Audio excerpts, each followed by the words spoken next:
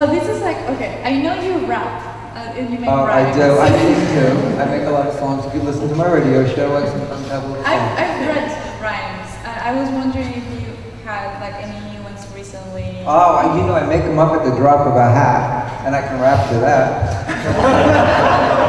I got my friend Joan Crone, who's always on the phone, and that's why she's never alone.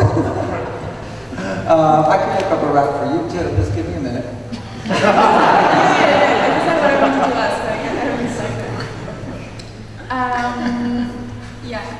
There was like, is there any patient that you ever had that went to your clinic and you had to say to them, you're absolutely gorgeous, there's nothing I could do? Well, you know, that's a very good point.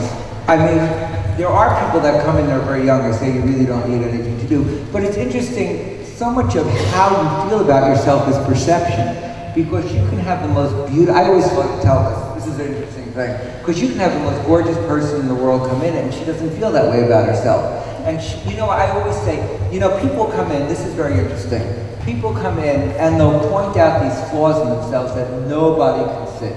And I say, you know, I can fix that little scar or line, but that's not going to affect your appearance to anybody else but yourself. And I can correct that.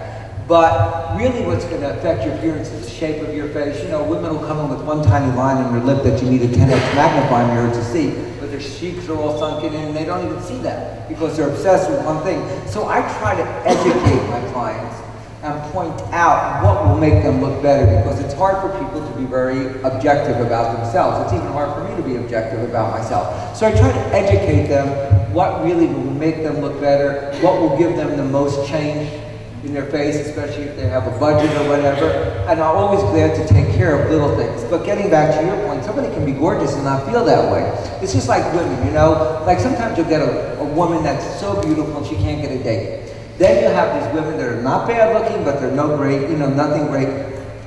They'll have a boyfriend every 2 weeks, a new boyfriend. They never lack for a date. So much of it is what's inside you and how you project. Am I right? I think you all know people like that. Does anyone raise their hand if they know what I'm talking about? Don't be shy.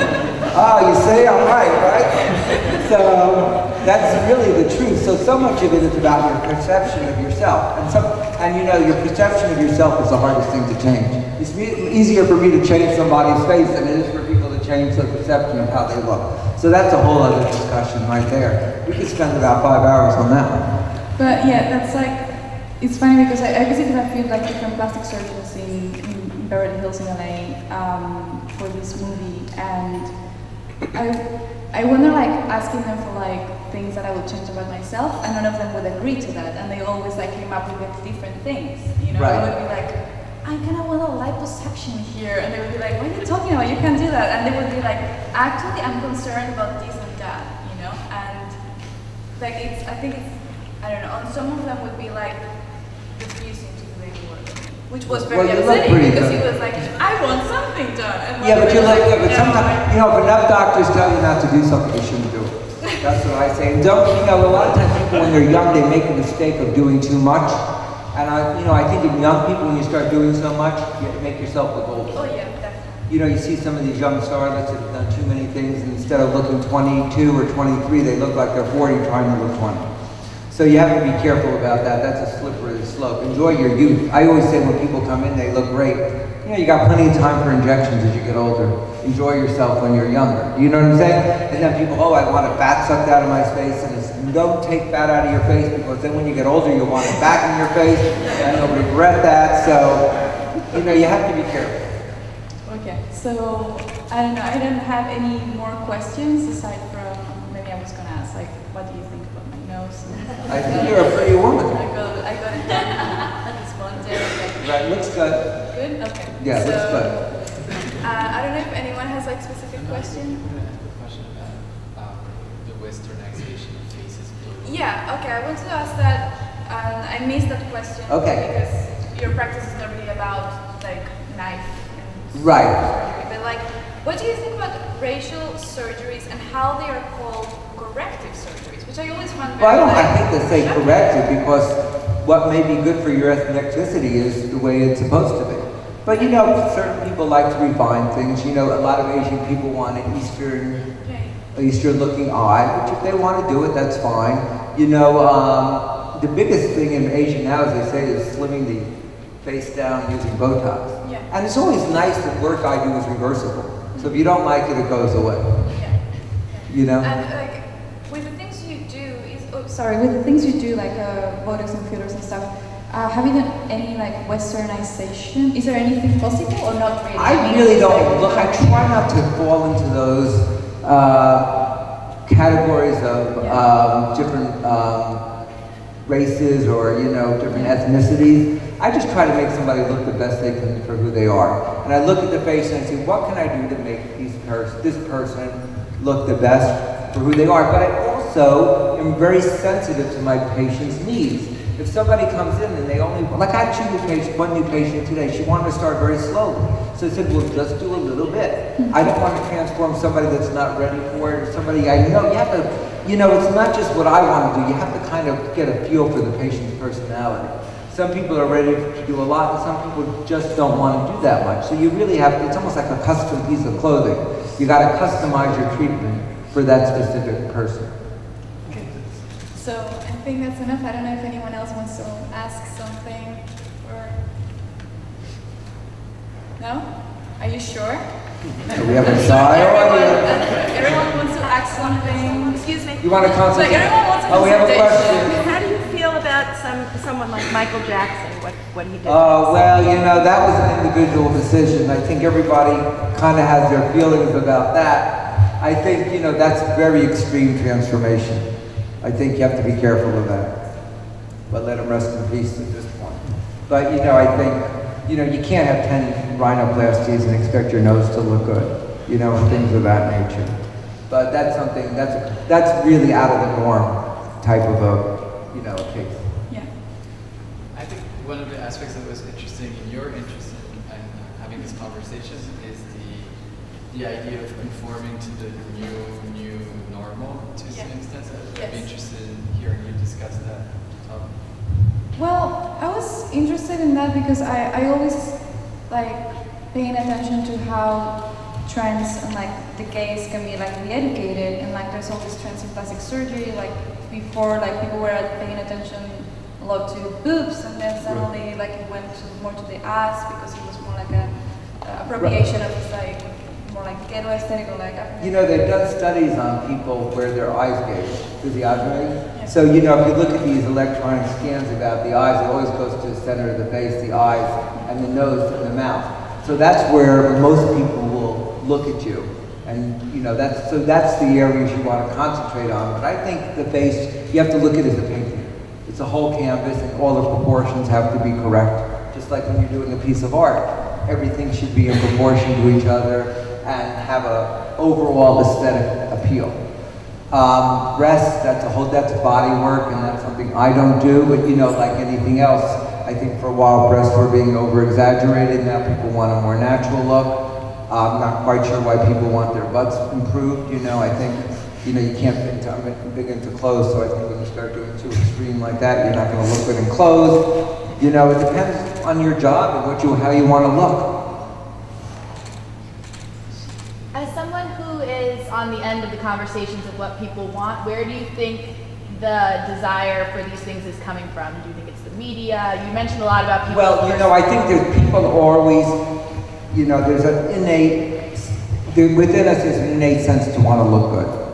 Otherwise there would be no mirrors and people wouldn't gaze at themselves, they wouldn't be going to hair salons, they wouldn't color their hair. So years ago we didn't have all these tools, so obviously by having all these, you know, all this information out there, especially online and magazines, it kind of gives you you're bombarded with all these new things that can be done, which you may have not thought about 20 years ago when you couldn't do it. But I think it's an innate sense that we want to do these things. Otherwise, people wouldn't be going to hair salons, getting their hair colored. It's just, years ago you didn't have all this. So I think, obviously, the media and all the images out there affect you, but they're educating you, and probably it's not like they're forcing you anything you didn't want to do. They're probably kind of reinforcing your own thoughts of what can be done. If that makes any sense. Yeah. Is there another question? Sometimes I think about the paradox that's involved in something like the Right. Because on one hand, it's very wasteful, but on the other hand, it's a technology that will trickle down, or at least the fountain of that, like anti-lock brakes, go to, you know, the cheapest cars, and they sort of eventually help the most people rather than the fewest. And I'm wondering if in your field you've experienced any discoveries where you've allowed, you know, humanitarian outreach to come into your practice, and how you see sort of the advancement of your practice affecting, you know, the social norm from that perspective. Well, I think, you know, like anything else, you can look at diseases or corrective states where people may have scars on their face from an accident, or they may have birth defects, or, you know, areas of their face that are not proportioned right. So I think in that sense you can, a lot of these technologies go beyond, they go to more reparative things rather than enhancement things when you're treating scars. Or even Botox for migraines. Or Botox for migraine. Because that really works. I mean, it's right. like Well, they use Botox for a lot of things. They use it for bladder dysfunction now. They use it for prostate problems. So they're using it. They, you know, the original use of Botox is medical for spasms, and in fact, it was used for blood for spasms of the eye. And the way they found out that it was good for cosmetic reasons was they noticed when they treated the eye spasms, the wrinkles went away. So it was the effect of the spasms that promoted the wrinkle treatment, but then it became so popular they start using it for other indications. So it was a kind of a bounce back effect. But I think like anything else, you can derive certain benefits that maybe not be cosmetic enhancements from these treatments. But I think, in all honesty, most of these treatments are for cosmetic enhancement. But that's not to say they're trivial, because a lot of times people feel better and enable themselves to function better in society and extend their careers. Like a lot of people that come to me are in their 70s, 80s, and they're still working full time. And they're working with people that are in their 40s and 30s, and they just feel better about going to work and looking a certain way, and they feel like their coworkers are judging them in a different way, looking at them in a different fashion. We have more questions. Oh, right here. I was wondering, you know, in each different period, we have different definitions of beauty. Right. Weight, or, you know, pale skin or something. Right. Do you feel like you're creating new notions of beauty, or you're adjusting to existing standards? Well, I think we're probably taking this typical standards of beauty and applying them to more people. In other words, like you were saying, fertility was always manifests itself by full cheeks and fuller face, and as you age, that goes away, and that's probably attractiveness, survival of the race, by people wanting to mate with people that look that way. So you're probably just taking, I don't know if we're creating new, I think beauty standards have been years, you know, if you look at some movie stars in the 40s, the people that were typically beautiful are the standards that we're utilizing today. So I think beauty is beauty, and if you look at ratios and, as I say, mathematical standards, we're really using the same standards. We're just able to take people today and give them, we're able to mass produce it, I would say. Like photocopy.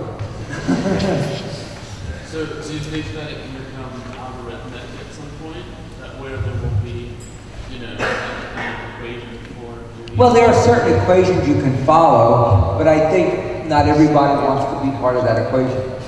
So I think it's going to be based on an individual use, and I think even within my practice it varies so much what I do. So I don't follow a strict pattern, because it's not only what I want to do, it's the patient's wishes. So it's really almost like, I think, a custom type of template. Because I don't want to make myself into a machine, I want to use my creativity. I would hate for every one of my patients to look the same. I've seen some other contexts. What are some of your favorite artists' works? Oh, you know, that's a good question, because we got to art. I've been collecting art for like, from the 80s on till now, which is a long time. So, what are my favorite pieces that I have, of artists that I like? Just examples of which you find great beauty in. Well, it's funny, because one of my first paintings was a Richard Prince monochrome joke. It says, I went to see a psychiatrist, he said, tell me everything I did, and now he's just doing my act. And I think, you know that painting? I love that painting, and I find it's really text and it's really not something like a figure that's beautiful, but I find it very appealing. I have one of my most ethereal pieces, a Kasama painting, a white infinity net painting, and it is just so beautiful to look at because it's textured. It's like three-dimensional, where the white comes up in these looks like snow caps in an ocean. And if you look at it at different angles, it's just so ethereally beautiful, and they're so opposite to each other. I also have a couple of Baldessaris that I love because I love that whole process where he blanks out the face with the red dots, or the different colored dots. So that's kind of, masking the identity and changing our perception of how we look at people. So I find that I have so many different works of art that I love in so many different ways. I can't say I have a favorite, but I appreciate, I love to look at art and look for unusual things, but I must say I always like to look at art that makes me feel good. I don't want to look at a piece of art that makes me depressed, maybe that's shallow, I don't know, but I like my art to make me feel good, but it can make me feel good in many different manifestations.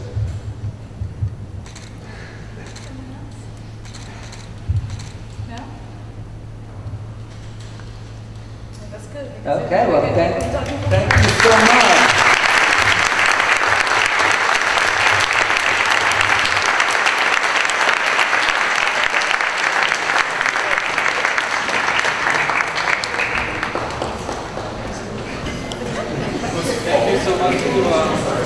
thanks so much everyone for coming, and please join us.